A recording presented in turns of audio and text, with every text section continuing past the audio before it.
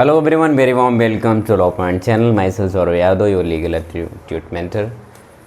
As I promised you, we will go with the previous year questions paper. So I have completed the BHU LLB paper. Now we are going to discuss BA LLB 2021, and after that we are going to discuss DU LLB 2021. And just I compare these three papers and try to find out what is the label of the questions, whether they are more tougher, whether they are moderate, and just you can adjust. I want to aware everyone, so they can realize, they can analyze, they can assessment whether these questions are more harder than other और these questions are similar to each other. ठीक, तो इसी पर हम लोग बच्चा चर्चा कर रहे हैं। लेकिन इसके लिए आपको पहले तो BHU LLB 2021 की पूरी वीडियो देखनी पड़ेगी, फिर आपको BHU BLLB की वीडियो देखनी पड़ेगी, उसके बाद आपको DU 2021 का देखना पड़ेगा। फिर आप ये कंपेयर कर पाएंगे भाई कि क्या लेवल में डिफरेंस है, वो क्योंकि वो ग्रेजुएट लेवल का पेपर है, वो इंटर के बाद पेपर है। तो बच्चा ऐसा कुछ नहीं, हम लोग क्लैड भी करेंगे। मैं आपको ये दिखाना चाहता हूँ कि क्वेश्चन को लेकर लेवल में क्या अंतर होता है। कुछ लोग कहते हैं सर कि मैं सिर्फ CUET की तैयारी कर रहा हूँ, कुछ लोग, तो आपको ये देखना चाहिए कि भाई हम कैसे ब्रॉड लेवल पे कवर कर सकते हैं, हम क्यों नहीं PG दे सकते हैं, है ना। अच्छा, एक बात और भी है, जो LLB का कोर्स है वो CUET UG में भी है, CUET PG में भी है। फिलहाल ये बच्चा 2021 का BHU का पेपर है, इसी को हम लोग आज डिस्कस करने वाले हैं। सभी लोग रेडी हैं, तैयार हैं, ठीक। और अच्छा एक बात और है कि कभी आप इस बात को लेकर घबराएंगे नहीं सर कि ये तो हमारा नया पैटर्न है, ये है वो है, कुछ नहीं भाई। बात करें बच्चा अगर UG की, तो फिलहाल जो यहाँ के लीगल के क्वेश्चंस होंगे ये तो डैम श्योर है कि सारे क्वेश्चन आपके काम के नहीं, ठीक, क्योंकि थोड़ा सा सिलेबस बदला हुआ है ना। CUET UG का जो सिलेबस है वो थोड़ा सा बदला है, लेकिन CUET PG में अगर हम लोग बात करें तो उसमें तो लीगल आ ही नहीं रहा है, ठीक। लेकिन बाकी जो पोर्शन आ रहे हैं जैसे कि मैथ, रीजनिंग, हिस्ट्री, जियोग्राफी, ये सब तो सेम ही रहने वाले हैं। तो इनके लेवल कैसे थे उसको हम लोग गेस करना। और जहाँ तक UG की बात है भाई, तो UG में आप सोचिए IPC, कॉन्ट्रैक्ट, CRPC, एविडेंस, ये सब तो आपके सिलेबस में है। कॉन्ट्रैक्ट है ना, judiciary, human rights, fundamental rights, ये सब आपके सिलेबस में है। किसके? CUET UG के। तो उससे कैसे क्वेश्चंस आए थे 2021 में BHU के, क्योंकि पेपर तो NTA नहीं करवाया था, तो इस बार भी क्वेश्चन का लेवल सेम रहने वाला है। इसलिए मैं आपसे बार बार कहता हूं कि पहले वीडियो बहुत अच्छे से पूरी वीडियो आपको देखनी चाहिए, ठीक, तभी आप ये अंडरस्टैंड कर पाएंगे कि भाई क्वेश्चन का लेवल क्या है, ठीक। आपने जो पढ़ा है वो आपके रिसोर्सेस आपके लिए पर्याप्त हैं कि नहीं, या फिर आपको और रिसोर्सेज ढूंढने चाहिए, ठीक।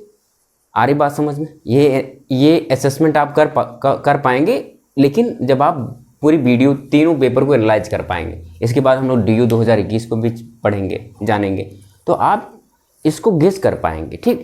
क्योंकि अभी आप 12th पास किए हैं या फिर आपने ऐसा कभी एग्ज़ाम दिया नहीं है, तो आपको इस थोड़ी सी आइडिया कम है। मैं इस बात को अच्छे तरीके से समझता हूँ। और ग्रेजुएट लेवल पे जो बच्चे हैं उन्होंने भी बहुत सारे पेपर्स नहीं दिए हैं, मैं उनकी भी पीड़ा समझता हूँ। लेकिन आप मेरे कहने के बाद आप उसका असेसमेंट कर सकते हैं। फिलहाल क्लास को शुरू किया जाए।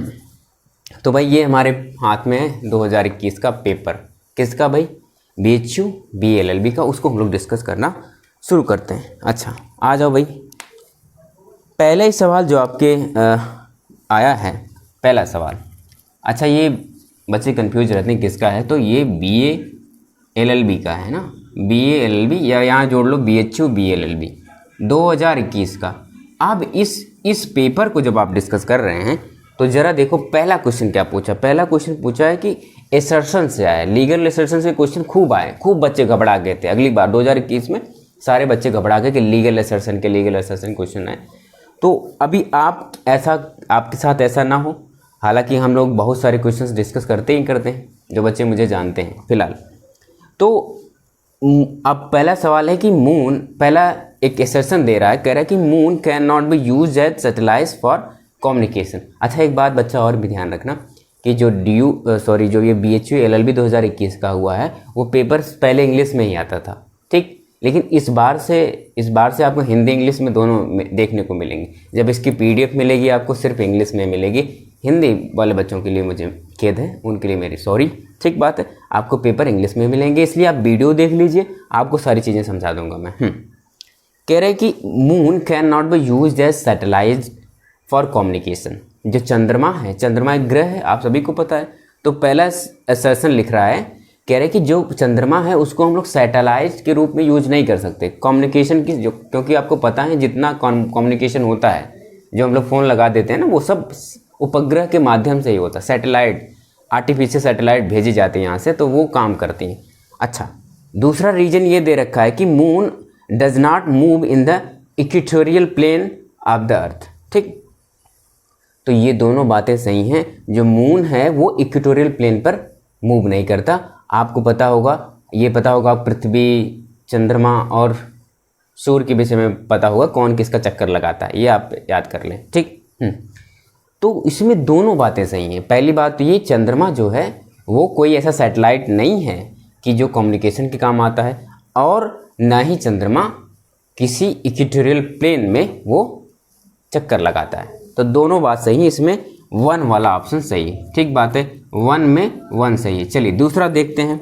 दूसरा है कि दूसरा आपके GS से आया, सॉरी करंट से आया। कह रहे कि the most clean village of the world. कहा कि संसार का सबसे क्लीन, सबसे स्वच्छ जो आपका गांव है वो पूछा था। इसमें आप देखेंगे तो आंसर 2 सही है।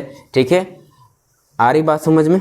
इसमें मेघालय का है, इंडिया का। ठीक बात है, ये मेघालय है ना, मेघालय का इंडिया में है, ये दूसरा ऑप्शन इसमें सही था। ठीक बात है, चलो तीसरे पे बढ़ते हैं हम लोग, तेज भी करेंगे क्वेश्चन। हाँ, तीसरा क्वेश्चन भाई रीजनिंग से आया हुआ, घड़ी पे सवाल है। देखना, घड़ी पे सवाल है। घड़ी वाले सवाल आप ऐसे फिगर बना के कर लेंगे, जैसे कि आप देखते हैं यहाँ 1 होता, यहाँ 12, 1, 2, 3, 4, ये 5, ये 6 है ना, ये 7, ये 8, ये 9, ठीक, ये 10 और ये 11, ऐसे ही होता है। तो आप समझना, जो देखो ये 2, 3 के बीच में जो है ना, वो 30 डिग्री होता है। कितना? 30 डिग्री, या फिर ठीक 30 अंश का होता है। ठीक, उसी में बच्चा आपसे सवाल पूछा है कि कह रहा है कि बहुत सारे सवाल हैं कि 1:10 PM पर कितना डिग्री का, 1:10 में जब 1:10 बज रहा होगा तो कितने अंश का कोण बनेगा। फिर पूछ रहा है जब 2:15 हो रहा होगा तो मिनट और घंटे वाली सुई के बीच कितना कोण बनेगा। फिर पूछ रहा है कि 8:40 पर तो उन सुइयों के बीच कोण कितना बनेगा, ऐसे है ना, ऐसे इनके बीच कोण हमेशा पूछ रहा है। तो इसको आप हल करिएगा, मैंने हल किया हुआ है। इसका ऑप्शन क्या हुआ?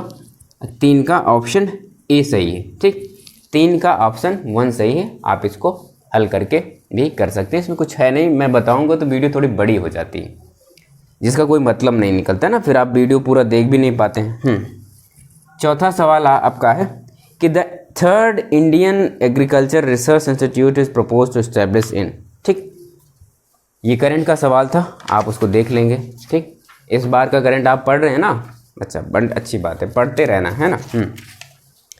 फिर आपके मैथ से सवाल आया, बड़ा अच्छा सवाल आया कि कह रहा है कि इसमें क्या है कि जो आपके जियोमेट्री वाला पोर्शन है, जिसको हम लोग एडवांस मैथ बोलते हैं, ठीक, वहाँ से क्वेश्चन आया भाई। 5वां क्वेश्चन आया, कह इसमें मिलान करने का है। जैसे कि आपने स्केलन ट्रायंगल पढ़ा होगा, आइसोलेस ट्रायंगल पढ़ा होगा, राइट एंगल ट्रायंगल पढ़ा होगा, या ट्रायंगल पढ़ा होगा, या जो बच्चे इतना तो जानते हैं त्रिभुज पढ़े हैं, है ना, विषम त्रिभुज पढ़े होंगे, समबाहु त्रिभुज पढ़े होंगे, विषम बाहु त्रिभुज पढ़े होंगे, और एक पढ़े होंगे आप राइट एंगल ट्रायंगल, ठीक है, जिसको हम लोग समकोण त्रिभुज। ठीक, तो ये त्रिभुज आपने पढ़ा होगा, उम्मीद करता हूँ पढ़ा होगा। इन्हीं का बच्चा कॉम्बिनेशन पूछ रहा है, कह रहा है कि बताओ आइसोसेलेस ट्रायंगल में क्या होता है। तो आपको पता है आइसोसेलेस ट्रायंगल में दोनों एंगल बराबर होते हैं, यही होता है ना।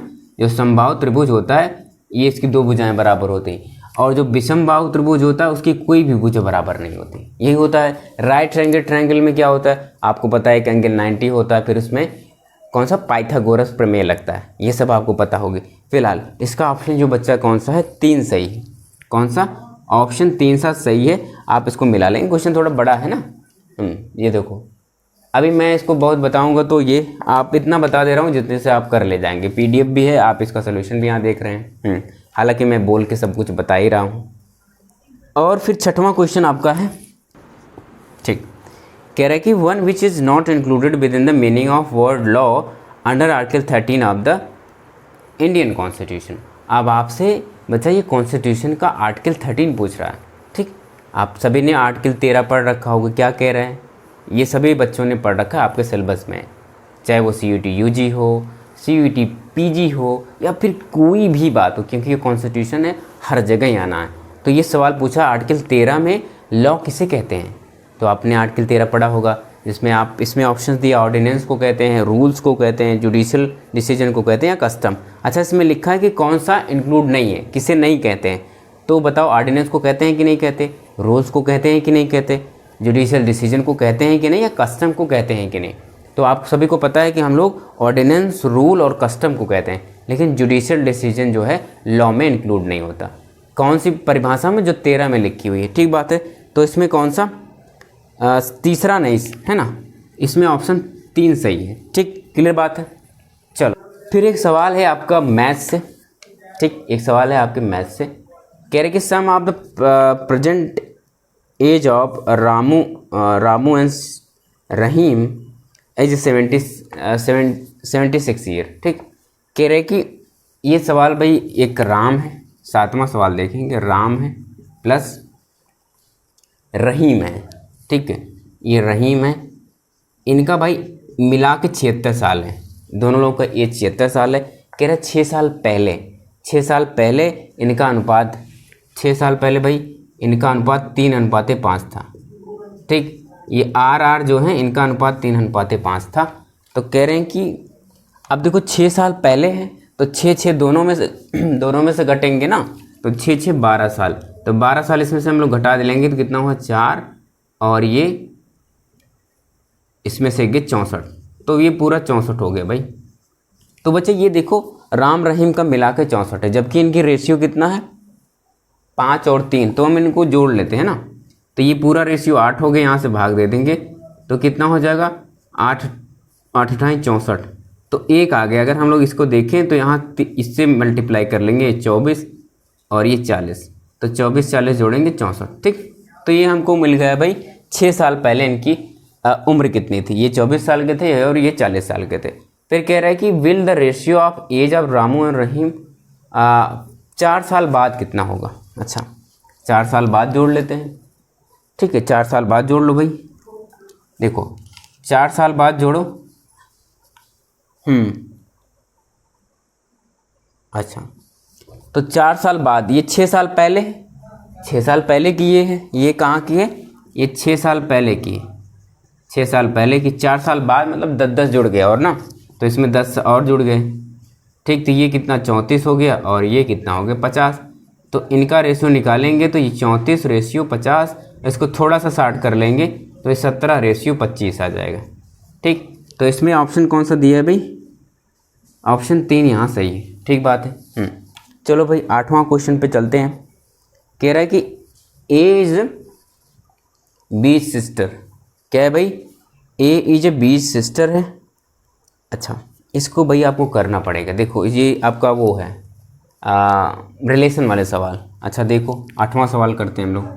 ठीक, 8वां सवाल कह रहा है कि ए जो है इज बीज सिस्टर, तो ऐसे लिखना, आप जब भी लिखना है ना तो आप ऐसे लिखें, ए जो है बी की बहन है, ऐसे लिख लिया करिए।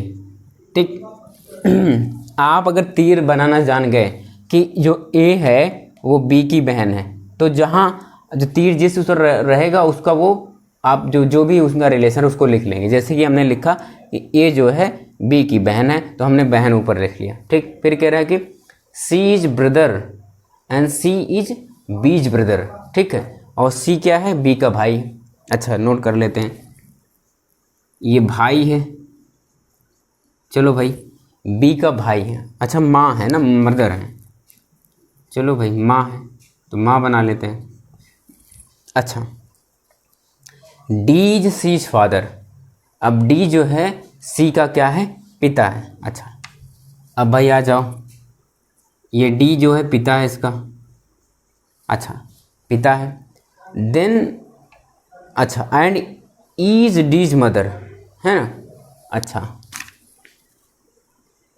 अब ई जो है माँ है, ठीक। ई जो है डी की माँ है, ये ऐसा रिलेशन इसमें बनाया गया। अच्छा, कह रहे कि then how is A related to D, A D से कैसे रिलेटेड है? Grand daughter, daughter, aunt, father. तो भाई आप देखो, कह रहा है कि रिलेशन किसका पूछ रहा है? ए और डी का।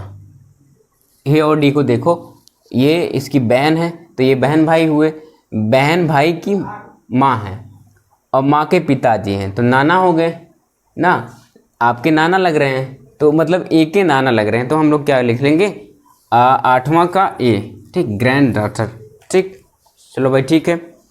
और अगला बुक लिखा है, नवा लिखा है कि the book origin of species was written by, origin of species was written by, किसने लिखा? चार्ल्स डार्विन ने लिखा है। किसने लिखा?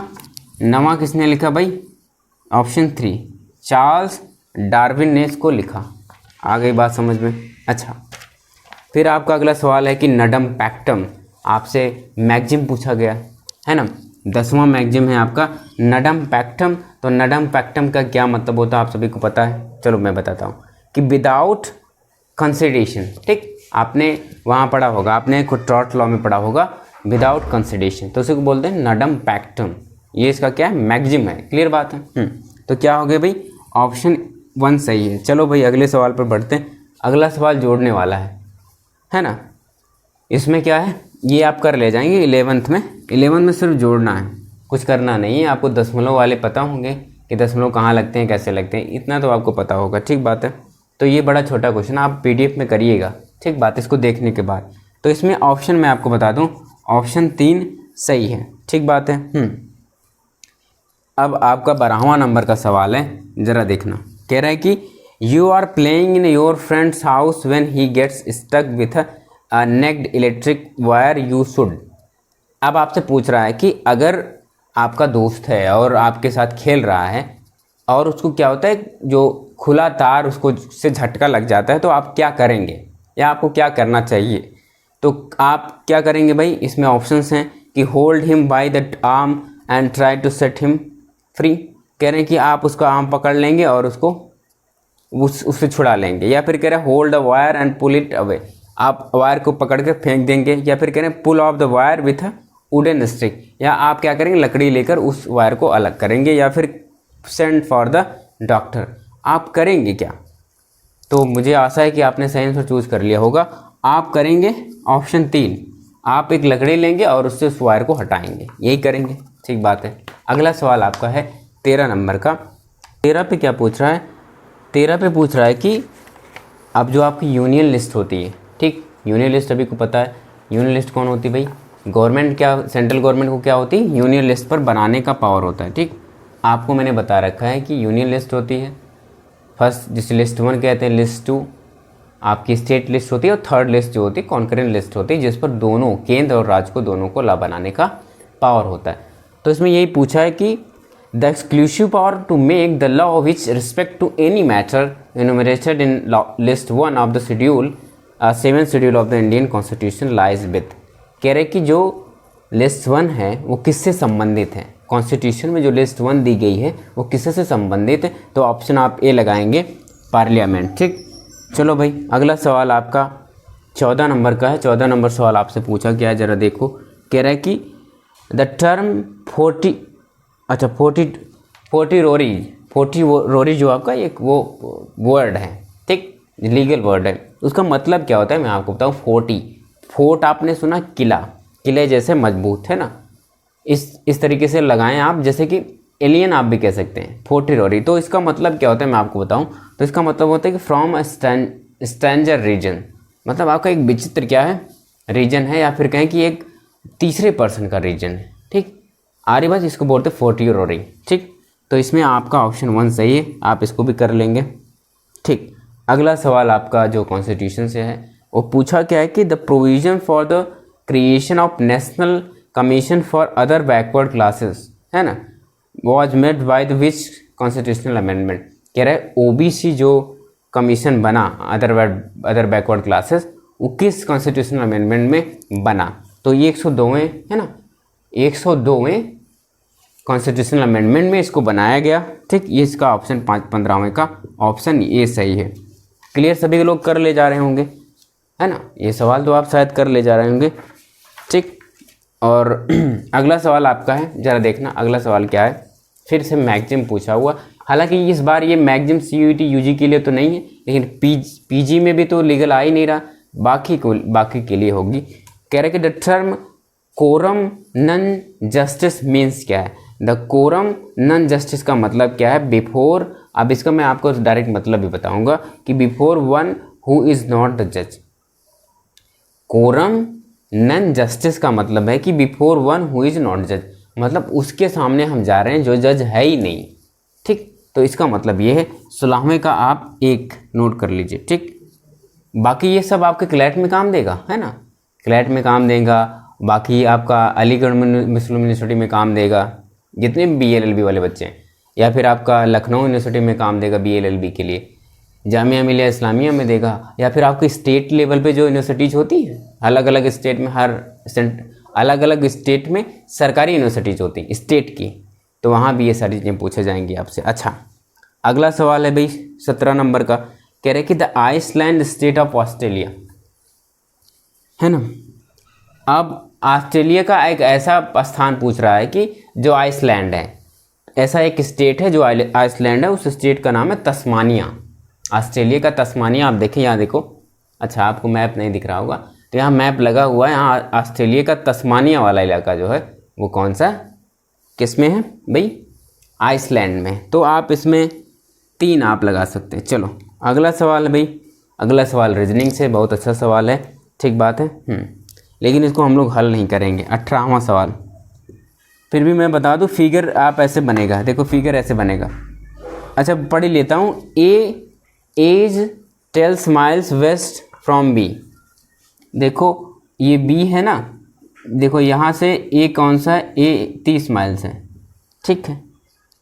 सी is 30 miles north of B, अब देखो सी यहाँ से नॉर्थ है 30 मीटर। अच्छा, फिर कह रहा है कि D is 20 miles east of C. अच्छा यहाँ सी था, तो ये डी जो है यहाँ से 20 है, ठीक। तो कह रहा है what is distance between A and D, पूछ रहा है बताओ ये डिस्टेंस कितनी है ये, ठीक। तो देखो हम लोग इसे मिला लेते हैं इसको, ये 20 है तो ये भी 20 हो गया, और ये 30 है तो ये भी 30 हो गया, है ना।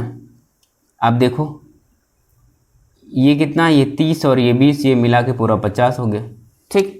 आप इसको हल कर लेंगे, हो जाएगा कि नहीं हो जाएगा सभी का। देखो ये यहाँ से 30, यहाँ से 20, ठीक, क्लियर हो जाएगा सभी को, हो जाएगा, ठीक। आ रही बात समझ में। अच्छा 10 ही माइल है, अच्छा ये 10 माइल है, तो ये पूरा 30 हो गया। तो इसमें फिर आप वही पाइथागोरस प्रमेय लगा देंगे, तो ये ऐसे बनेगा। आप हल करेंगे तो 900 + 900 आएगा, ठीक है। अब इस ये रूट में 1800 हो जाएगा, फिर ये 10√8, ये 10√18 हो जाएगा। फिर आप इसको हल करेंगे तो ये आपका आंसर आएगा 30√2, ठीक। तो ये ऑप्शन इसमें कौन सा सही है, तीसरा ऑप्शन सही है। आप हल करिएगा, नहीं आएगा कमेंट बॉक्स में छोड़ दीजिएगा, हम फिर से करा देंगे, ठीक बात है। अगला सवाल 19 नंबर का है भाई। 19 नंबर का सवाल क्या है कि the name of Chenani Nashri tunnel, ठीक।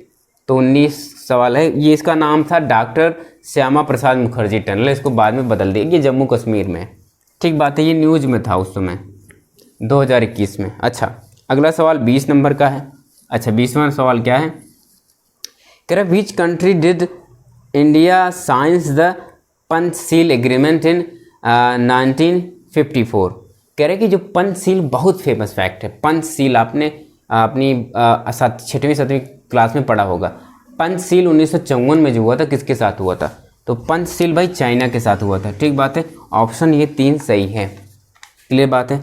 अगला भाई स्टेटमेंट पे है, बहुत छोटा सा सवाल है, मैथ का है। पूछ रहा है कि स्टेटमेंट 1 लिख रहा है कि 99 इज प्राइम नंबर, ठीक। 21 नंबर कह रहा है कि जो 99 है ये प्राइम नंबर है, बताओ भाई। प्राइम नंबर वो होता है जो किसी से न कटे, खुद से कटे। तो ये बताओ 99 कट जा रहा, हाँ सर कट जा रहा है, 11 से कट जा रहा, 3 से कट जा रहा, तो ये प्राइम नंबर नहीं है। तो स्टेटमेंट पहला गलत हो गया। कह रहा है कि 97 इज ए प्राइम नंबर, 97, ठीक, ये प्राइम नंबर है तो हाँ कहेंगे सर ये प्राइम नंबर है, ये खुद से ही कट रहा है और किसी से नहीं कट रहा। तो इसमें आप देखेंगे तो स्टेटमेंट क्या है, इसमें चौथा सही है। चौथा कह रहा था कि statement 1 is incorrect and statement 2 is correct, तो हमने देखा ये बात सही है। ठीक बात है। अगला सवाल 22 नंबर का है, ये भी आप छोटा ही कहें क्योंकि बहुत इसमें कैलकुलेशन वाला नहीं। देखो यही है, गुणा को भाग कह दें, भाग को गुणा कह दें, जोड़ को घटाना कह दें तो सॉल्व करो। ठीक, इसमें गुणा भाग आपको करना है, इसमें ऑप्शन 4 सही होगा। चलो 23वें नंबर पर सवाल बढ़ते हैं भाई। 23वें नंबर का सवाल क्या है आपका, कह रहे कि वर्ल्ड लार्जेस्ट रिवर इज, सबसे लंबी रिवर कौन सी है आपको पता होगा, वर्ल्ड की, संसार के, तो आप अमेजन मारेंगे। ठीक, आप एक बार फैक्ट चेक कर लेंगे, क्लियर बात है।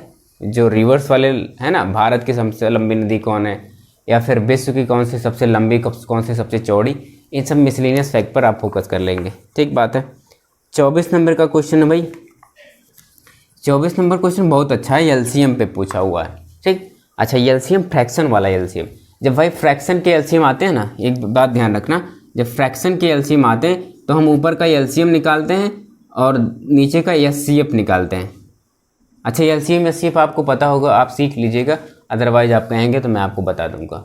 बहुत छोटा सा कॉन्सेप्ट है, इसको बोलते हैं लीस्ट कॉमन फैक्ट मल्टीपल, इसको बोलते हैं हाईएस्ट कॉमन फैक्टर।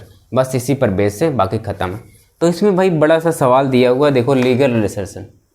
ठीक, उसने मैथ को भी लीगल असर्शन में कन्वर्ट कर दिया है। पूछ रहा है कि भाई एलसीएम बताओ। ठीक, तो स्टेटमेंट जो असर्शन दिए वो भी इसमें सही है, और जो एलसीएम एचसीएफ का फार्मूला लिखा हुआ है वो भी बात सही है। तो आप इसको हल करिए, मैंने हल किया हुआ है, अभी कराऊंगा तो बहुत ज़्यादा हो जाएगा, तो फिर आप इसका ऑप्शन 2 सही है, आप खुद से करिए। ठीक, क्योंकि आपको करना है, आपको ऐसे सवाल इस बार मिलने वाले हैं। तैयार हैं सभी? चलो डरने वाली बात नहीं, हम आपको करा ही दे रहे हैं, बाकी हम ही हैं। ठीक, आप कमेंट बॉक्स में बताइए क्या करना है। चलो भाई, अब अगला सवाल है कि द परपेंडिकुलर, अब देखो मैथ से सवाल फिर आया हुआ, कॉन्सेप्ट पूछ रहा है, छोटे छोटे कॉन्सेप्ट पूछ रहा है। कह रहे कि असर्शन क्या दिया है कि a perpendicular from the centre to a chord bisect the chord. ठीक, अब ये कह रहे देखो, आपने थोड़ा बहुत सर्किल पढ़ा होगा, इसको सर्किल बोलते हैं, और यहाँ से जो काटे इसको कार्ड बोलते हैं ना। जीवा, जीवा आपने सुना होगा, जीवा, वृत्त, ये सब नाम सुना होगा भाई। तो देखो यहाँ इसको सेंटर होता है, जब ये सेंटर से कोई इसको पॉइंट डाला जाता है ना तो ये बराबर बराबर हो जाता है। ठीक, इसी पे सिर्फ बेस है, यही सवाल बेस है। कह रहे कि a perpendicular from the centre to a chord bisect chord, ये बात तो सही है भाई। फिर कह रहे कि जब सेंटर से जीवा पर लंब डाला जाता है तो दोनों बराबर भाग में काट देता है। फिर कह रहे कि the diameter of a circle bisect each of the two chord of a circle and the chord are equal. अच्छा, कह रहे कि अगर भाई व्यास जो काट दे, अगर व्यास दो जीवा को काटता है, दोनों बराबर हैं, तो फिर क्या हो जाती है, वो जीवाएं क्या आपस में बराबर हो जाती हैं, अगर ऐसा कोई व्यास काटता है। ये भी बात सही है। तो इसमें आप अगर देखेंगे तो ये ऑप्शन 1 सही है। ठीक, तो काफ़ी समय हो गया भाई, आज इस क्लास को यहीं रोकते हैं। आप इतने को अच्छे से पढ़ लीजिए। ठीक, इससे आपकी अंडरस्टैंडिंग बूस्ट हो जाएगी, आपको कैसे पढ़ना है। ठीक, हालांकि मैं बताता हूँ, जब आप सॉल्व कर लेते हैं सवाल तो आपको ये पता चलता है भाई कि हमको सिर्फ बेसिक ही चीज़ें पढ़नी है, चाहे वो मैथ का रहा हो, ठीक है, चाहे वो हमारा कॉन्स्टिट्यूशन का रहा हो। कॉन्स्टिट्यूशन तो अच्छे से पढ़ना है। ठीक, सब बेसिक, मतलब कि कॉन्स्टिट्यूशन के कॉन्सेप्ट आपको क्लियर रख रहे हैं। ठीक, तो आशा करता हूँ आप सभी लोग अच्छे से समझ पाए होंगे। और बच्चा, हम लोग अभी इसको और आगे कंटिन्यू करेंगे, तब तक आप पढ़ते रहें, हंसते रहें, मुस्कुराते रहें, और अपने माता पिता के सपने को अंतिम मुकाम तक पहुंचाने में आप सफल हों। सभी बच्चों को मेरी तरफ से शुभकामनाएं। Thank you.